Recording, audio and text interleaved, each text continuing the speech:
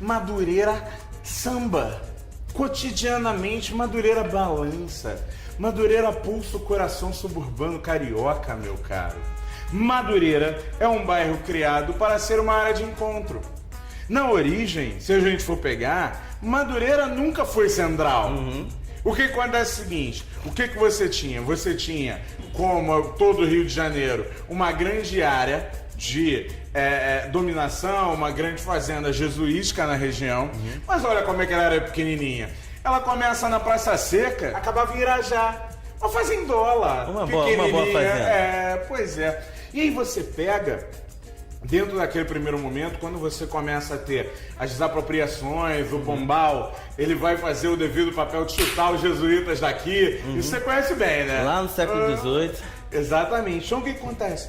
Quando você vai fazendo aquilo, uma área vai sendo ocupada no entorno, mas com pequenos proprietários, com pequenos senhores, com pequenas áreas.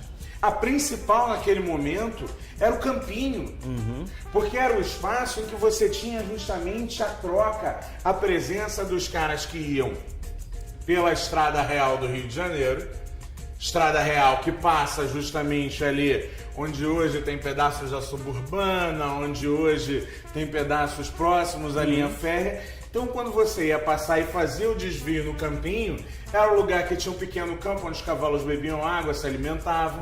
Eram pequenas áreas e que elas, ao mesmo tempo, não tinham uma centralidade.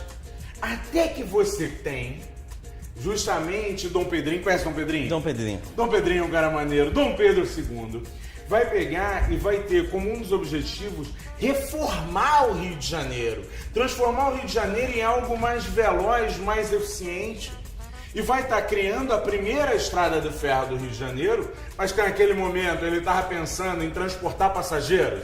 Pelo amor de Deus, eu ficaria horrorizado com o trem de hoje. Só que as grandes áreas de produção do Rio de Janeiro vinham justamente a chance de escoar a mercadoria por esse trajeto. E aí quando você chegava na Central do Brasil, quando você chegava na Central da Leopoldina, você estava justamente na boca dos portos do Rio de Janeiro. Você anda até hoje na Leopoldina, os trilhos do trem estão lá de ligação. Porque a ideia de você levar, abastecer o porto do Rio de Janeiro pelo trem. Ainda acham que o sistema de hoje é mais eficiente. Mas deixa pra lá. Madureira, ela acaba se tornando uma área que no início fica fora dessa conta. Quando o boiadeiro, que é que dá nome ao bairro, que é a família Madureira, ele ocupa aquela região, ele vai ter que negociar com os vizinhos, porque, amigo, quando o sujeito morre, tu acha que o inventário hoje dá problema? Antes do cartório antigo, daquele da letra bonita, você vai ter uma série de disputas, a área vai ficar em litígio durante muito tempo. Então você bota centrais, você bota ponto em Cascadura e você bota outro ponto de ferrovia em Oswaldo Cruz. Madureira não tinha nada. Tem uma criação de uma cultura, não sei se posso dizer uma cultura própria, mas acho que sim, que é a coisa do samba, que se tinha aqui, né, se a gente pode dizer, se alega que o samba foi criado no Estácio, ou alguns dizem que foi lá perto da Gamboa, na Tia Seata, enfim, tem uma discussão sobre isso, mas em Madureira tem uma coisa bastante clara, que é a criação de um samba diferente, um samba de subúrbio, uma escola. Samba jongado. Exatamente, que vem, e aí, exatamente da questão do jongo, que você tem muito, até hoje você tem muito forte o jongo da Serrinha. Onde é Serrinha? Onde é Serrinha? Quando a gente fala jongo da Serrinha, a gente está falando de que Serrinha é essa? Né? Que é em Madureira. Em Oswaldo Cruz, pertinho de Madureira, todos só falavam Paulo Benjamin de Oliveira. Muita gente discutiu durante muito tempo que diabo o samba foi fazer naquele entorno suburbano, em torno de Oswaldo Cruz, de Madureira, da Serrinha. Quando você começa as reformas do centro do Rio de Janeiro, quando você começa os processos de expulsão do centro do Rio de Janeiro, essas populações elas vão precisar começar a buscar algum local, alguma área de ocupação. Então você aí já tem o início. Primeiro vão pela linha do trem, como a gente falou. Depois, já na década de 60, novas reformas. Década de 50, na verdade, novas reformas. Questão do automóvel sendo introduzido como uma nova febre brasileira. Que é o Automóvel Clube com o JK, que não me deixa mentir.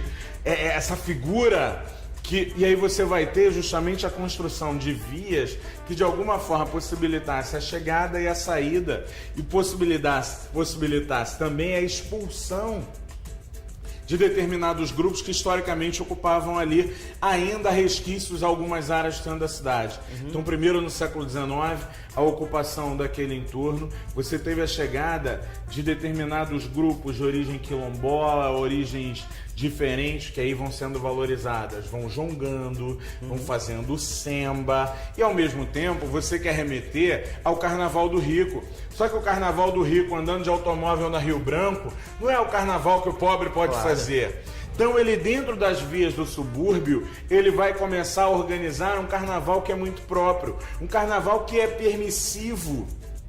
Nesse processo, você vai ter então a figura da organização dos terreiros. Muita gente pega, e eu lembro sempre do delegado Chico Palha, a figura do terreiro ela é fantástica para pensar nisso. O terreiro era o espaço do samba e da umbanda, do candomblé, da macumba, como veio popularmente trabalhado, estava ali.